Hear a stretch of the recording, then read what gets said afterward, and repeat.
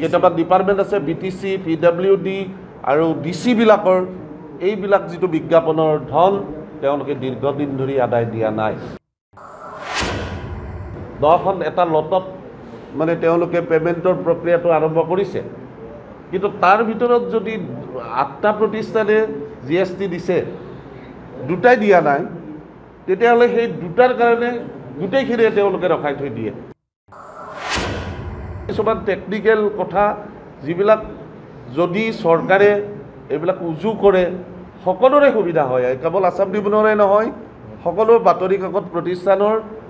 বৈদ্যুতিন মাধ্যমৰ সবৰে এইটো সুবিধা হয় যদি কিছুমান নিয়ম তেওঁলোকে সৰলীকৰণ কৰে তেতিয়াহ'লে সকলোৰে সুবিধা হয় যে কালি পৰ্যন্ত কালি আবেলি পৰ্যন্ত তেওঁলোকে আমাৰ আগত এইটো কথা অস্বীকাৰ কৰিছে মেনেজমেণ্টে যে ট্ৰিবিউন প্ৰতিষ্ঠানটো কোনো হস্তান্তৰ কৰা নহয় যিটো 6 কোটি টকাৰ যিটো বকেয়াৰ কথা কৈছে এইটো আউটষ্টেণ্ডিং এডভাৰটাইজমেণ্টৰ বাবদ পাবলগীয়া এটা এমাউণ্ট আমাক মেনেজমেণ্টে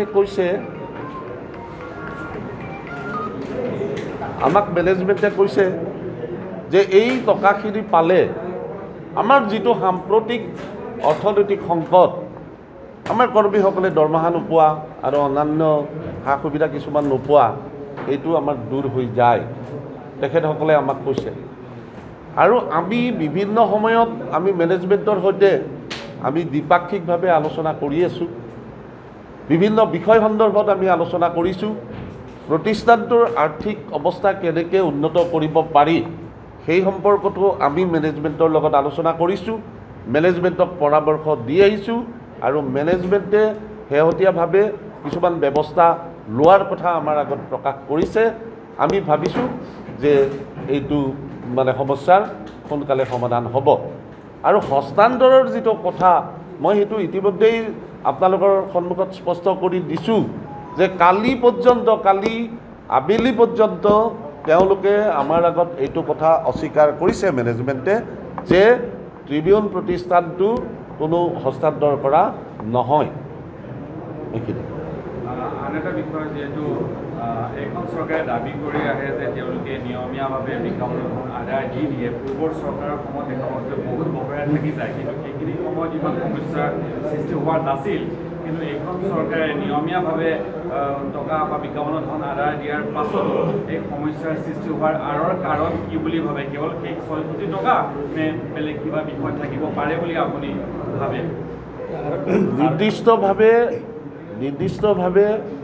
এটা কথা ঠিক যে এই যিটো নিয়মীয়াভাৱে চৰকাৰে বিজ্ঞাপনৰ ধন আদায় দিয়া বুলি যিটো কথা কোৱা হৈছে এইটো কথা কিমান দূৰ সঁচা এইটো আপোনালোকে খবৰ ল'লে গম পাব কেৱল আসাম ট্ৰিবিউন প্ৰতিষ্ঠানেই নহয় অন্যান্য বাতৰি কাকত প্ৰতিষ্ঠানেও নিশ্চয় পোৱা নাই আৰু ইয়াৰ ভিতৰত কিছুমান বকেয়া ধন বহু পুৰণা যেনেকৈ PWD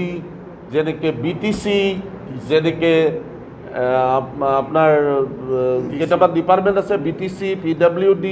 আৰু DC বিলাকৰ এইবিলাক যিটো বিজ্ঞাপনৰ ধন তেওঁলোকে দীৰ্ঘদিন ধৰি আদায় দিয়া নাই আৰু এটা বস্তু আছে এইটো হৈছে আপোনাৰ GST তাতে তেনেকুৱা কৈছে আমাৰ মেনেজমেণ্টে যিটো কথা কৈছে যে পে'মেণ্টটো পোৱাৰ আগতে GSTটো পে'মেণ্ট কৰিব লাগে সেইটো এটা মানে তেওঁলোকে আমাক কৈছে এইটো এটা অসুবিধাজনক কথা মই তাতে 10 কোটি টকা পাওঁ 10 কোটি টকাৰ কাৰণে যিটো GST হ'ব সেইটো মই আগতে পে'মেণ্ট কৰিব লাগিব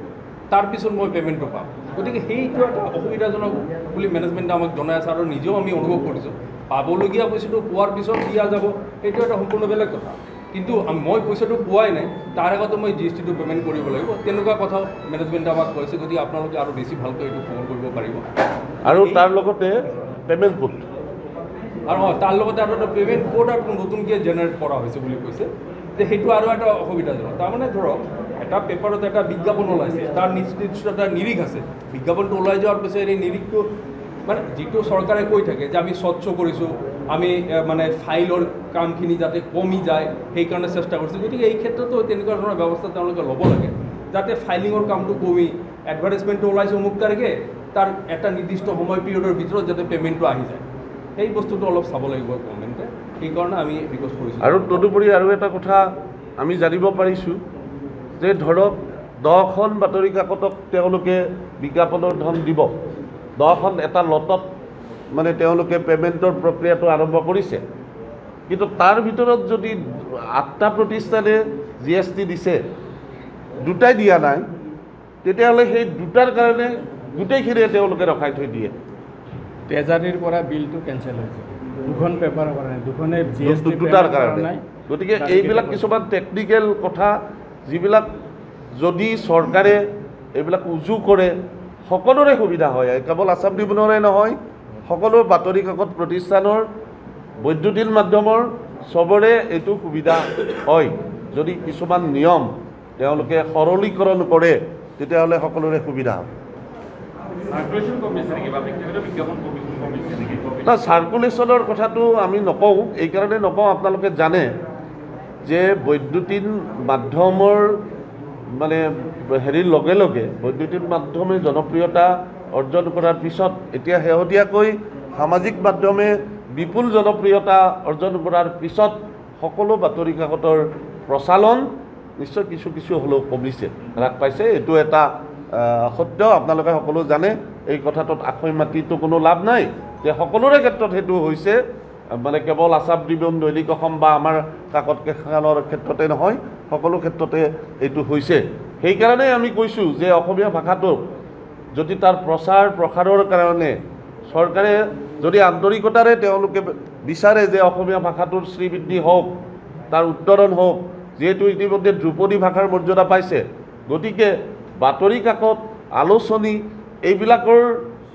কাৰণে তেওঁলোকে কিছুমান ব্যৱস্থা লওক যাৰ জৰিয়তে ভাষাটো সুৰক্ষিত হৈ থাকিব এতিয়াৰ অৱস্থাটো আপোনালোকে জানে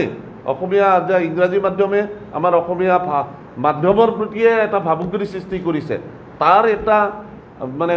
সেইটোৰ মোকাবিলা কৰাৰ আহিলা হ'ব পাৰে বাতৰি কাকত আলোচনী আৰু কিতাপ এইবিলাক যদি মানুহক পঢ়োৱাৰ ব্যৱস্থা কৰা হয় তেতিয়াহ'লে নিশ্চয় এইটো হ'ব আৰু আমি কিছুমান পৰামৰ্শ ইয়াত আগবঢ়াইছোঁ চৰকাৰক আহ্বান জনাইছোঁ চৰকাৰে যদি এইবিলাক কাম কৰে তেতিয়াহ'লে আমাৰ সকলোৰে অৱস্থা নিশ্চয় বৰ্তমানতকৈ উন্নত হ'ব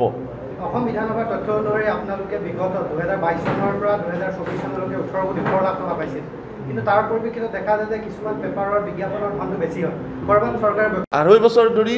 এটাও চৰকাৰী বিজ্ঞাপন নাছিল নট এ ছিংগল আজি কেইমাহমান আগতে আমি ইউনিয়নৰ তৰফৰ পৰা আমি কাগজৰ সম্পাদকক লৈ আমি লগ কৰিলোঁ আমি চিয়ামক লগ কৰিলোঁ আমি জনসংযোগ মন্ত্ৰীক লগ কৰিলোঁ আমি DIPRৰ সঞ্চালকক লগ কৰিলোঁ তাৰ পিছৰ পৰা অলপ অলপকৈ দিয়া কৰিছে কিন্তু জাতীয় জীৱনত যিখন কাগজে আটাইতকৈ বেছি বৰঙণি যোগাইছে আমাৰ সকলোৰে আপোনালোক সকলোৱে জানে সেই কাকতখনেতো পাব লাগে অন্যান্য কাকতৰ নিচিনাকৈ তেওঁলোকে এটা কম্বাইন হাউচ কাৰণেই মানে এটা গোট কাৰণে যে ট্ৰিবিউনক দিছোঁ দৈনিক অসমক নিদিওঁ আমি ট্ৰিবিউনক দিছোঁ এনেকুৱা মনোভাৱটো ল'লে নহ'ব কাৰণ ট্ৰিবিউনৰ ষ্টাফ বেলেগ দৈনিক অসমৰ ষ্টাফ বেলেগ ট্ৰিবিউনৰ কাম কৰা মানুহ বেলেগ দৈনিক অসমৰ বেলেগ গতিকে এই মানুহখিনিকতো পইচা দিব লাগিব দৰমহা দিব লাগিব সা সুবিধা দিব লাগিব গতিকে চৰকাৰে আমি আহ্বান জনাইছোঁ আপোনালোকৰ জৰিয়তে তেওঁলোকে দৈনিক অসমৰ প্ৰতিও সুদৃষ্টি দিয়ক